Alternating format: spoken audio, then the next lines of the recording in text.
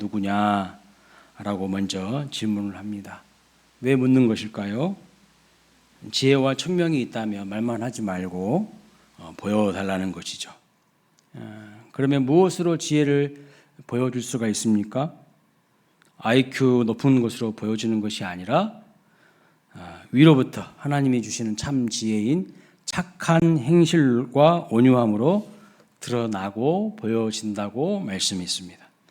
따라서 성경이 말하는 위로부터 난 지혜는 세상이 말하는 지혜와는 다르다는 것입니다.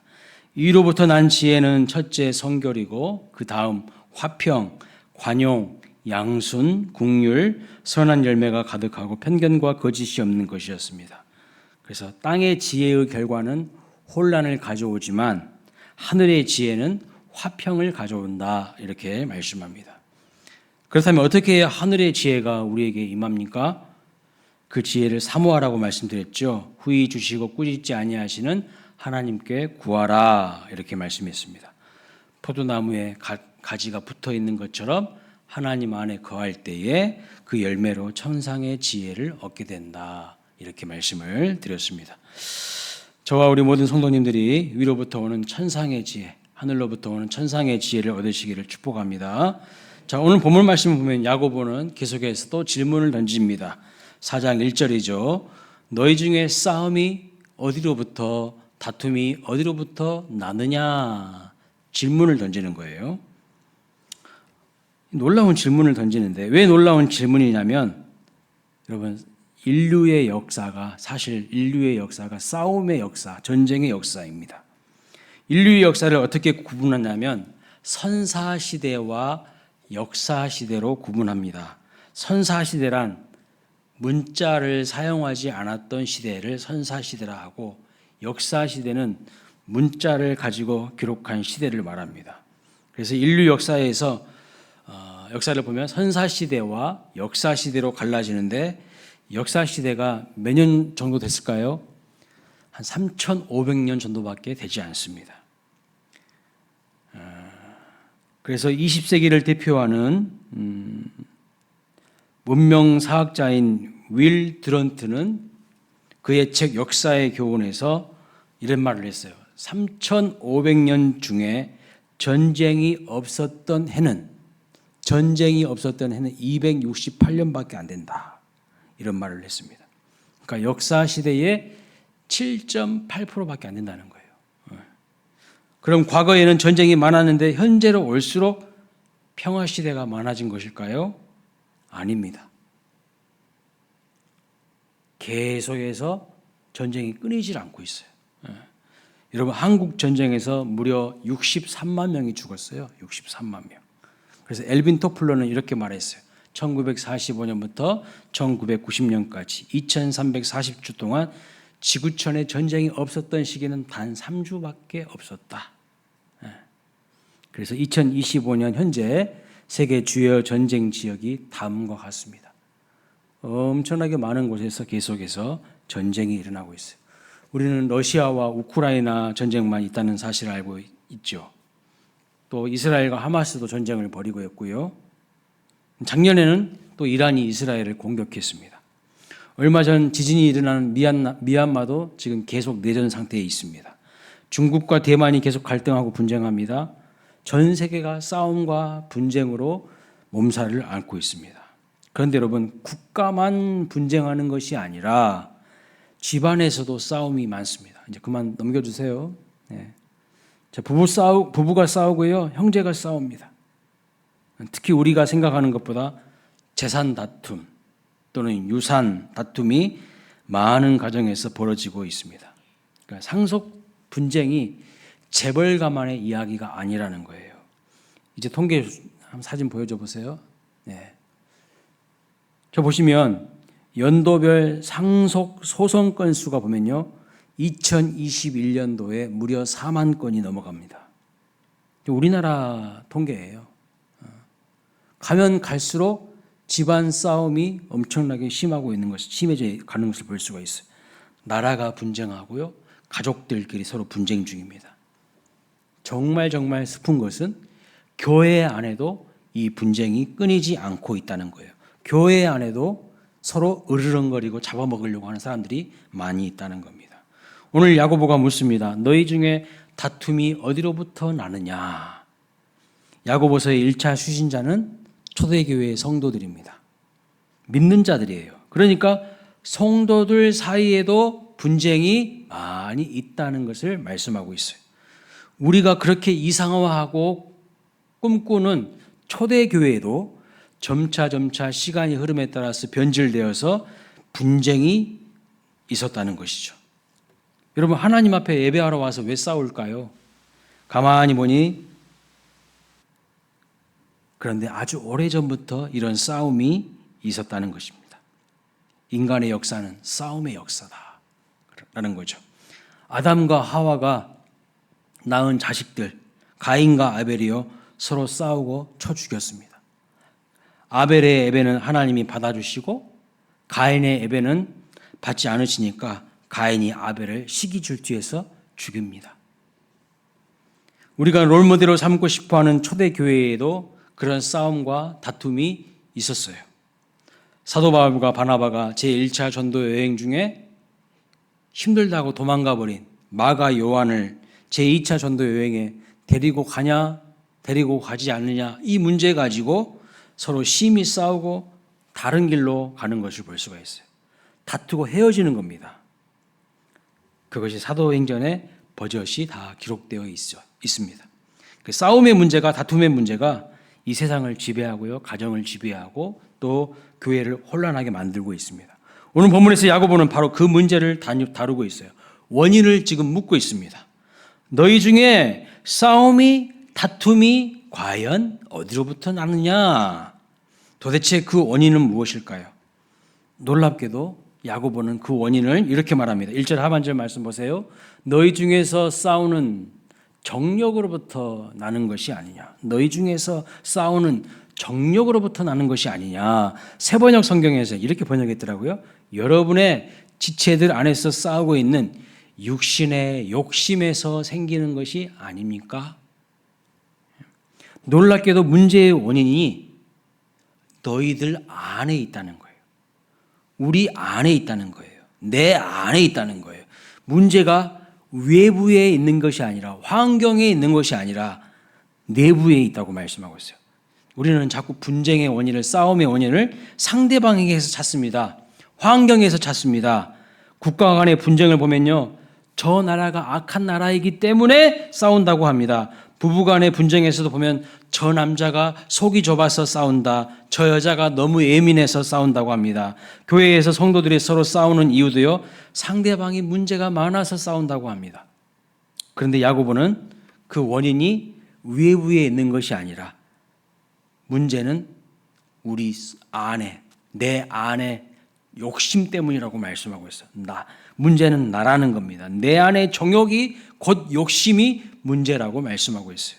아무리 대의 명분을 말하고 그럴듯한 수식어를 갖다 붙여도 그 근본적인 문제는 나라는 거예요. 내 속의 정욕, 타락한 자아가 원인이라는 거 말씀하고 있어요. 야고보는 좀 더 구체적으로 욕심과 시기 때문이다 라고 말씀하고 있어요. 2절 말씀 보세요. 너희는 욕심을 내어도 얻지 못하여 살인하며 시기하여도 능히 취하지 못함으로 다투고 싸우는도다. 욕심과 시기 때문에 좀 더 구체적으로 살펴보면 그 욕심을 내었는데도 얻지 못하는 거예요. 욕심을 내었는데도 얻지 못해요. 내가 욕심을 부렸는데 뜻대로 안 돼서 싸우는 것 아니겠습니까? 그래서 왜 싸웁니까? 교회에서 뭔가 내 뜻대로 교회가 돌아가지 않기 때문에 싸우는 것 아니겠습니까? 그런데 정말 무서운 것은요, 내가 욕심을 내어도 얻지 못하면 살인을 해버린다는 거예요. 욕심을 내어도 얻지 못하여 살인하며 그랬어요. 여기서 말하는 살인이 물리적으로 사람을 죽이는 그런 살인을 말하는 게 아니라 요한일서 3장 15절에 보면 이렇게 말합니다. 그 형제를 미워하는 자마다 살인하는 자니. 마음으로 그 형제를 죽이는 거예요. 오늘도 우리가 마음속으로 미워해서 죽인 사람들이 몇 명이나 됩니까? 수도 없이 많죠. 내 뜻대로 안 되니 서로 미워하면서 살인합니다. 그리고 시기 때문이라고 말씀하고 있어요. 인정하지는 싫겠지만 그 배후에 시기가 있어요. 그러니까 시기의 사전적인 의미는 다음과 같습니다. 다른 사람이 잘 되는 것을 참을 수 없는 마음, 혹은 다른 사람이 누리는 것에 대해 분개하는 마음. 좀 더 노골적으로 말하면 다른 사람의 일이 안 되기를 바라는 마음이 시기하는 마음입니다. 시기는 다른 사람과의 비교에서 오는 열등감이에요. 비교 의식에서 오는 열등감이 시기예요. 최초의 살인은 시기 때문에 벌어졌습니다. 가인이 아벨을 시기한 거죠. 그래서 시기라는 단어를 라틴어에서 보니까 엔비디아 이런 말을 하고 있어요. 여기서 영어에 envy, 시기라는 단어가 왔습니다. 그래서 엔비디아는 뭔가?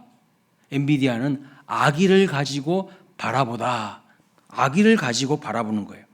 편협한 눈으로 악한 마음을 품고 자기 보고 싶은 것만 골라서 보는 것이 시기입니다. 왜곡된 눈으로, 편협한 눈으로 바라볼 때 우리는 상대방을요 왜곡해서 정죄하고 시기하게 됩니다. 영화 아마데우스를 보면 살리엘이라는 궁중음악가가 나오는데 자기에게 재능을 주신 하나님께 감사하고 찬양하는 삶을 살았습니다. 그러나 어느 날 갑자기 자기의 재능을 뛰어넘는 천재 모차르트가 등장합니다. 이 모차르트의 별명이 아마데우스예요. 아마데우스. 아마라는 뜻이 사랑이란 뜻이고 데우스가 하나님이란 뜻입니다. 그래서 아마데우스는 하나님께 사랑받는 자라는 뜻이에요. 그 사람이 바로 모차르트란 뜻이죠. 이 살리에리는 심혈을 기울여서 곡을 만드는데 모차르트는요 그 곡을 한 번 듣고 다 연주해버려요. 그리고 그 곡보다 더 탁월하게 편곡해서 또 그 곡을 만들어버립니다. 이때 충격을 받고 샬리에르가 모차르트를 쳐다보는데 그게 바로 시기하는 눈이었어요. 시기하는 눈. 샬리에르가 심혈을 기울여 작곡을 했는데 세상의 모차르트는 단 한 번에 악보를 보지 않고도 그 곡을 연주해버리는 거예요. 막 열등감이 막 확 올라오는 거죠. 이 일이 있은 후에 그 영화를 보면요, 이 하나님을 찬양했던 살리에르가 십자가를 바라보면서 하나님께 원망하는 말을 합니다. 원망하는 눈빛을 보여요. 혹시 사진 나와 있습니까? 네. 저 아마데우스에서 나온 저 주인공, 저 샬리에르의 눈빛을 보세요. 저거를 요즘식으로 지브리로 바꿨더니 저렇게 나오더라고. 네. 저 사람이 지금 쳐다보고 있는 게 뭔지 아세요? 십자가를 저렇게 쳐다보고 있어요. 노려보고 째려보고 있는 거야. 기분 나쁘다는 거야. 네? 여러분 성경에 등장하는 시기 질투의 화신은 누굽니까? 사울이에요. 사울. 사울이 다윗을 시기하는데요. 흥미롭게도 성경은 이 사울의 질투를 눈으로 표현하고 있어요. 이렇게 말합니다. 사무엘상 18장 9절. 그날 후로 사울이 다윗을 주목하였더라. 여기서 주목했다는 것은 좋은 감정으로 바라본다는 뜻이 아니에요. 삐딱한 눈으로 바라본다는 거예요. 그날 이유는 언제일까요? 그날 이후 사울은 천천히요, 다윗은 만만이라는 그 여인들의 노래를 들었을 때 사울의 마음 속에 시기 질투가 확 올라오는 겁니다. 그 시기는요 대상이 멀리 있는 존재가 아니라 가까운 사람이에요. 내 가까운 지인이나 친구라는 점입니다. 여러분 라이벌이란 말 아시죠? 라이벌. 저 사람은 나와 라이벌이야 할 때 이 라이벌이란 말이 원래 리버, 강물에서 왔다는 거 아시죠? 같은 강물을 마시는 사람이 라이벌이라는 뜻입니다.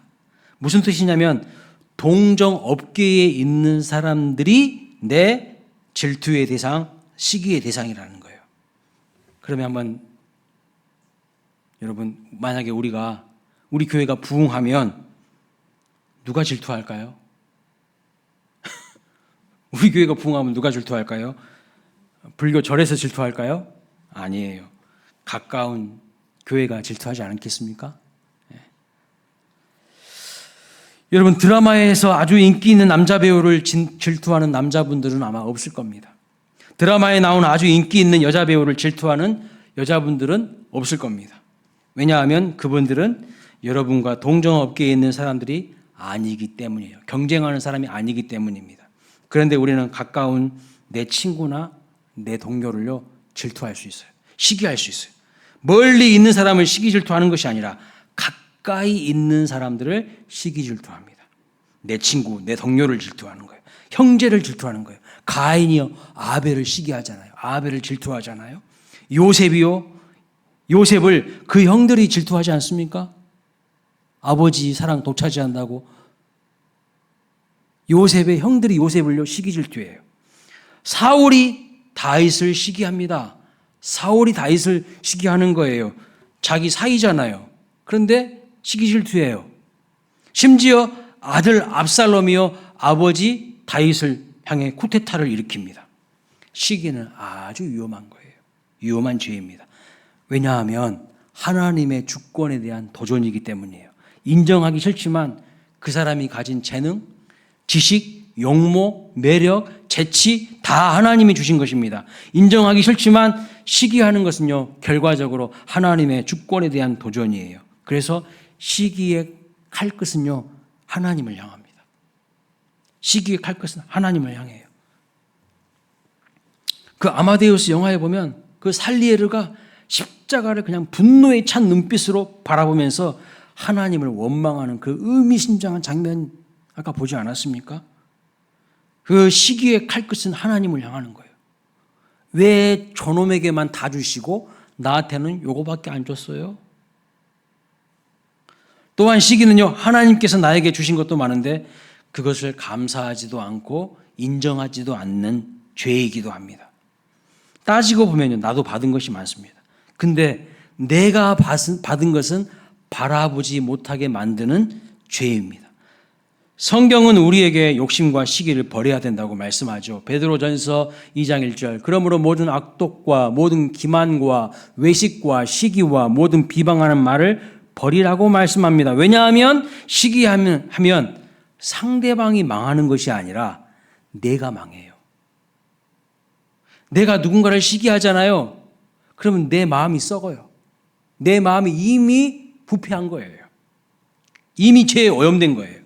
내가 망하기 때문에 비방하는 말을 버리라고 말씀합니다. 잠언 14장 30절 말씀 보면 평온한 마음은 육신의 생명이나 시기는 뭐 한다고요? 뼈를 썩게 하느니라. 누구 뼈를 썩게 하는 거예요? 시기하는 그 사람 마음, 그 뼈를 썩게 한다고 말씀하고 있어요. 자기 뼈를 썩게 합니다. 성경을 보면 시기한 사람이 망했습니다. 가인이 아벨을 시기하다가 저주를 받았죠. 다윗을 시기했던 사울도 자살로 인생을 망쳤죠. 요셉을 시기했던 그의 형님들 결코 행복하지 않았습니다. 모차르트를 시기한 살리에르는요, 나중에 정신병원에 입원하여서 거기서 사망합니다. 미쳐버린 거예요. 시기 질투가요, 사람 미치게 만드는 거예요. 여러분, 나를 위해서도 공동체를 위해서도 시기와 질투를 버리시기를 바랍니다. 그리고 꼭 기억해야 되는 것은 내가 바로 하나님의 특별한 사랑을 입은 존재라는 사실을 믿으시기 바랍니다. 눈을 남에게만 돌리지 말고 나 자신을 바라보셔야 됩니다. 시기는 끊임없이 상대방이 가진 것을 보는 눈이에요. 상대방이 가진 것을 보는 눈. 그런데 나를 바라봐야 되는 거예요. 남의 떡이 커 보이지만 내가 받은 떡도 괜찮다는 것을 깨달아야 된다는 거예요. 사울의 이야기를 해볼까요? 사울이요, 자꾸 눈을 누구한테 돌립니까? 다윗만 계속 바라보면서 시기 질투하는 거예요. 다윗을 자꾸 주목하지만 눈을 돌려서 자기를 바라봤다면 감사할 것이 엄청나게 많았을 거예요. 사무엘상 9장 1절 말씀 보니까 사울을 이렇게 소개하고 있네요. 베냐민 지파의 기스라 이름하는 유력한 사람이 있으니, 이 기스가 누구인가? 사울의 아버지예요. 사울 왕의 아버지.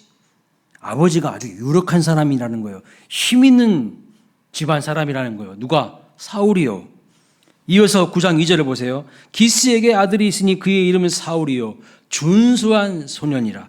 이스라엘 자손 중에 그보다 더 준수한 자가 없고 키는 모든 백성보다 어깨 위만큼 컸더라. 인물도 대단하게 존재죠.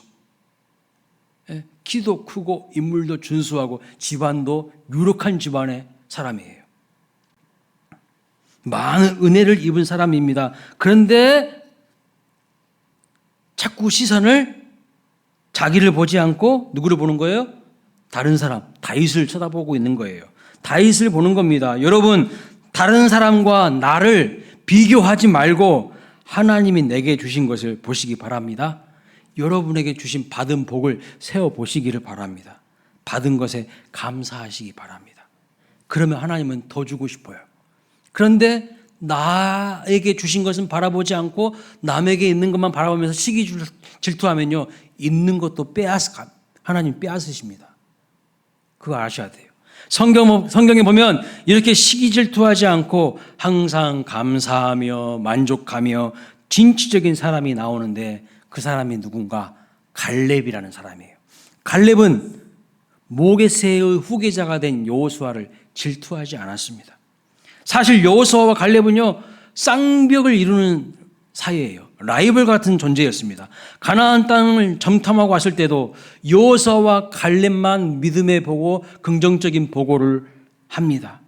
그런데 후계자가 여호수아가 되었을 때에, 차기 지도자가 여호수아가 되었을 때 갈렙은 그것에 대해서 시기질투하지 않았어요. 만약 여러분이라면 시기질투 안 했을 것 같으세요?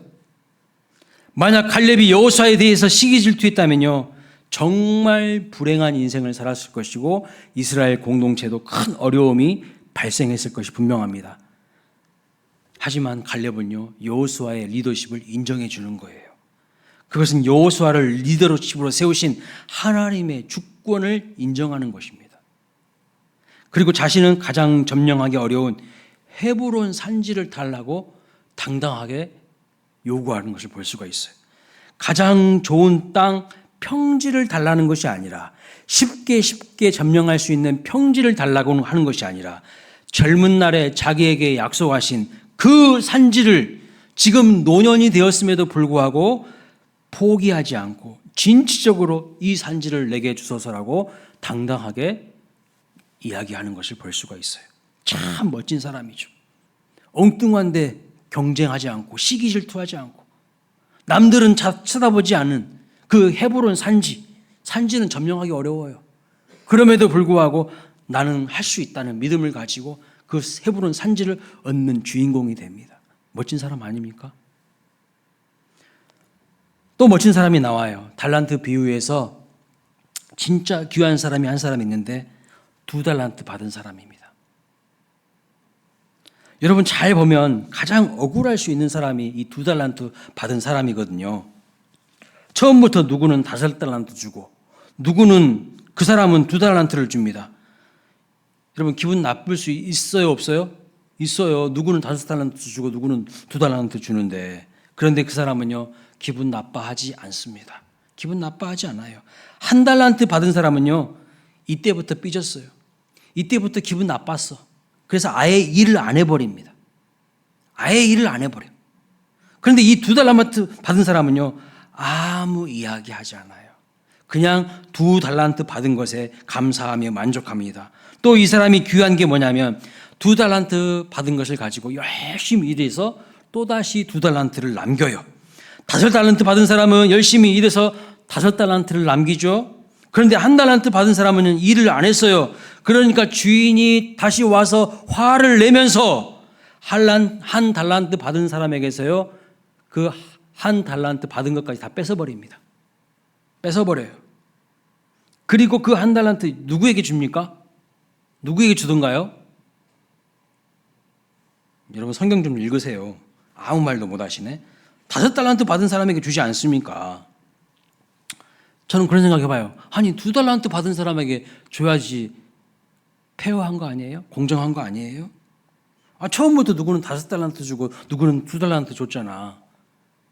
그러면 1달란트 일 안 한 사람 거 뺏어가지고 2달란트 받은 사람한테 주는 것이 훨씬 낫지 않을까요? 근데 우리 하나님은요 그렇게 하지 않으시고 많이 남긴 사람에게 그것을 주시더라고요. 더 많이 남긴 사람에게. 5달란트 남긴 사람에게 줍니다. 그런데 중요한 것은 성경 어디를 봐도 이 2달란트 받은 사람이 불공정하다고 컴플레인 제기하지 않습니다. 이야기하지 않습니다. 그냥 나에게 있는 것에 만족하며 감사합니다. 2달란트 받은 사람은요, 시기 질투하지 않습니다. 자기에게 주어진 것에 감사하면서 묵묵히 열심히 성실하게 살아간 사람이 바로 이 2달란트 받은 사람이에요. 다른 사람과 비교하지 않습니다. 여러분, 이런 사람들이 많은 교회와 이런 사람들이 많은 가족 공동체가 행복한 거예요. 시기 질투하는 사람 많으면요, 항상 시끄러워요. 항상 혼란이에요. 화평하지 않아요. 그런데 여러분, 우리가 정말 중요하게 생각해야 하는 것이 있는데, 그것은 바로 내가 지금 시기하고 질투하고 미워하고 있는 그 사람도 정말 중요한 겁니다. 아픔과 슬픔이 있는 사람이라는 것을 꼭 아시기 바랍니다. 절대로 하나님이요, 다 주지 않습니다. 다 안 줘요. 완벽하게 보이는 그 사람 역시 부족한 것이 있고요. 그 사람 역시 지금 인생 가운데 심각한 괴로움이 있다는 것을 꼭 아셔야 됩니다. 제가 일산에서 부목사 할 때 한 성도가 3,000명 정도 되는 교회에 있는데 제가 맡은 교구가 600명이었어요. 근데 하루에 평균을 6가정을 했던 것 같아요. 날마다. 그리고 날마다 신방한 내용을 자세하게 깨알같이 기록하고 성도들 사진까지 첨부해가지고 매일매일 담임 목사님한테 보고했어요. 이메일로. 그런데 제가 신방을 그렇게 많이 다니다 보니까요, 한 가지 깨달은 것이 있어요. 한 가지 깨닫는 것이 있어요. 뭐냐면 어느 가정을 가든지 문제 없는 가정은 없었어요. 다 문제가 있어요. 정말 경제적으로 부유한 가정도, 사회적 신분이 높은 사람도 다 눈물 나는 일이 있고 괴로움이 있고 아픔이 있다는 거예요. 여러분, 경제적으로 잘 사니까 아무 문제 없겠지? 천만에요. 더 심각한 아픔이 있어요. 자녀의 문제가 있고 질병의 문제가 있고 다 눈물이 있고 아픔이 있어요. 그러니 시기하고 질투하지 말고 서로 사랑하시기 바랍니다. 누구도 다 문제가 있더라고요. 여러분들이 보는 눈은 편협해요. 다 보는 게 아니에요. 그 사람이 얼마나 힘들고 어려운지를 모르고 있어요. 아, 돈 많으니까 잘 살겠지, 부유하겠지. 천만의 말씀, 그렇지 않습니다. 고린도전서 13장에 나오는 사랑의 정의 중에 하나가 뭐냐면 시기하지 않는 것이라고 말씀하고 있어요. 사랑은 시기하지 아니하며 사랑은 허물을 덮어주는 거예요. 로마서 12장 15절이 말하는 대로 즐거워하는 자들과 함께 즐거워하고 우는 자들과 함께 우는 겁니다. 우리는요, 우는 자들과 함께 잘 울어줘요. 불쌍한 사람들, 어려운 사람들, 아이고 그 사람들을 향해서는요, 긍휼히 여기는 마음도 있고 불쌍히 여기는 마음도 있어요. 위로도 잘해줍니다. 그런데 대부분의 사람들이요, 못하는 게 뭔지 아세요? 다른 사람이 잘 될 때 배 아파해요. 다른 사람이 잘 될 때 시기 질투하는 겁니다. 함께 기뻐하는 것은 진짜 못한다는 거예요. 이게 오늘 우리의 문제 아닙니까? 대한민국 초등학교 1학년 시험 문제에 이런 문제가 나왔어요. 사촌이 땅을 사면 땡땡이다. 빈칸을 채우시오. 우리는 답을 다 알고 있습니다. 정답이 뭡니까? 배가 아프다. 왜 모른 척 하세요? 여러분들 다 전문가잖아. 시기 질투하는 전문가잖아. 배가 아프다. 그런데 몇몇 아이들이 답을 썼는데 뭐라고 썼는지 아세요? 사촌이 땅을 사면 가본다. 둘러본다. 와, 좋겠다. 정말 좋겠다. 여러분, 이런 순수한 마음이 하나님이 찾으시는 깨끗한 마음 아니에요? 우리 어른들의 마음이 문제야. 세상에 물들었어. 죄에 물들었어. 시기 질투에 물들었어. 이 답이 정답이라고 생각합니다. 배가 아프다. 잘못된 답이에요. 잘못된 답. 그런데 어떤 초등학생 아이가요, 이렇게 답을 썼다고 합니다. 사촌이 땅을 사면 나는 씨를 뿌린다. 와, 어른들보다 훨씬 나은 것 같아. 그런데 이 세상에 물든 선생님이요, 빨간 펜으로 싹 그어버린 거야. 틀렸다고. 여러분, 사실 이게 맞는 답 아닐까요? 사촌이 땅을 사면 가서 봐야지. 가서 기도해 줘야지. 가서 씨를 뿌려야지. 남을 축복하는 마음, 시기하지 않는 마음, 선한 마음으로 시기와 질투를 이기는 마음, 우리 주님이 기뻐하시는 마음인 줄 믿습니다. 그런데요, 죄로 인해 부패해진 인간의 마음에는요, 이런 마음이 없어요. 나하고 상관없는 사람 땅 사면 뭐 그런가 보다 그렇겠지만, 나하고 가까운 사람이 땅 사면요, 그때부터는 시기 질투가 올라온다니까요. 부패하고 죄로 오염된 마음을 이길 능력이 우리에게는 없습니다. 그럼 어떻게 내 마음이 깨끗해질 수 있을까요? 어떻게 해요? 내 노력으로 깨끗해집니까? 어떻게 우리의 마음이 다시 새로워질 수 있을까요? 내 마음에 십자가가 아로 새겨져야 되는 거예요. 내 마음에 십자가 사랑이 아로 새겨져야 돼요. 주님의 십자가 그 보혈로 우리의 부패하고 오염된 마음이요, 새로워져야 합니다. 내 힘만으로 되는 것이 절대 아니에요. 주의 보혈을 의지해야 되는 겁니다. 그래서 찬송가 268장 가사를 보면 이런 가사가 있어요. 죄에서 자유를 얻게 함은 보혈의 능력, 육체의 정욕을 이길 힘은 보혈의 능력, 부정한 모든 것 밝히시니 참 놀라운 능력이로다. 주의 보혈을 의지하십시오. 십자가를 붙드십시오. 내 마음속에 십자가가 있습니까? 아니면 세상에 썩을 것들만 가득 차고 있습니까? 그러면 시기질투하게 된다는 거예요. 더 나아가 시기질투, 인간의 욕심을 이기는 비결이 무엇입니까? 성경은 이렇게 말합니다. 갈라디아서 5장 16절 17절 같이 읽어보겠습니다. 시작. 내가 이르노니 너희는 성령을 따라 행하라. 그리하면 육체의 욕심을 이루지 아니하리라. 육체의 소욕은 성령을 거스르고 성령은 육체를 거스르나니. 여러분, 육체의 욕심을 이루지 않는 방법은요, 고행하고 수행하고 바늘로 허벅지 찌르는 게 아니에요. 그건 방법이 아니라 성령 따라 행하면 육체의 욕심은요, 자연스럽게 소멸이 돼요. 성령 충만하면 시기와 질투를 이길 수 있습니다.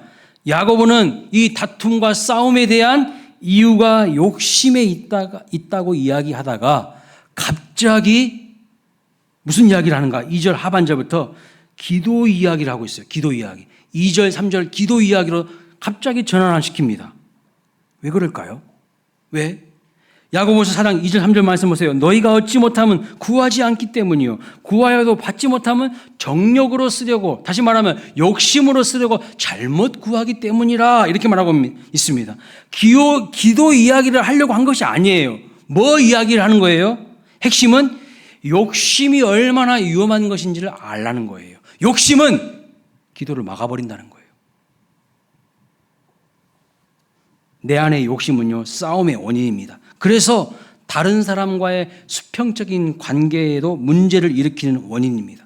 그러나 더 심각한 것은 더 나아가서 하나님과 나 사이의 수직적인 관계도요, 문제를 일으키는 원인이에요. 딱 막아버려요. 모든 은혜와 복을 오는 길을 차단시켜버리는 거예요. 기도의 문을 확 닫아버려요. 여러분 마음속에 시기, 질투, 미워하는 마음, 원망하는 마음 가득한데 이거 주세요, 저거 주세요 해봤자 하나님 주실 것 같아요? 천만의 말씀. 그것부터 해결하고 와. 주님의 말씀이에요. 그것부터 해결하고 와. 네가 용서하지 못하는 그 사람, 네가 시기 질투하는 그 사람, 네가 지금 오해하고 있는 그 사람한테 가서 잘못했다고 용서부터 하고 와. 회개부터 하고 와. 그걸 말하고 있어요. 백날 청날 앉아서 기도한다고 해봤자 그 기도는요, 하나님이 받으시는 기도가 아니에요. 기도의 응답이 안 되는 이유도 욕심 때문입니다. 따라서 주님의 십자가로 내 마음을 가득 채워주시고 주의 보혈로 나를 매일매일 새롭게 해달라고 하나님 앞에 간구하시길 바랍니다. 겸손히 하나님의 은혜를 구해야 돼요. 그리고 할 수 있거든. 모든 사람들과 화목하라고 하신 하나님의 말씀을 따라서 순종하시기 바랍니다. 그래야 위로부터 하나님이 주시는 진짜 복이 임합니다. 진짜 위로부터 주시는 온갖 좋은 선물과 온갖 좋은 은사가 나에게 부어지는 거예요. 기도의 문이 막히지 않아야 은혜 안에서 강건한 삶을 살 수가 있습니다. 강건한 삶을 살 수가 있어요. 시기 질투 다툼을 버리시고 항상 주 안에서 성령 충만함으로 화평한 삶을 살아가시길 주님의 이름으로 축원합니다. 다 함께 우리 자리에서 일어나셔서 찬양하겠습니다. 꽃들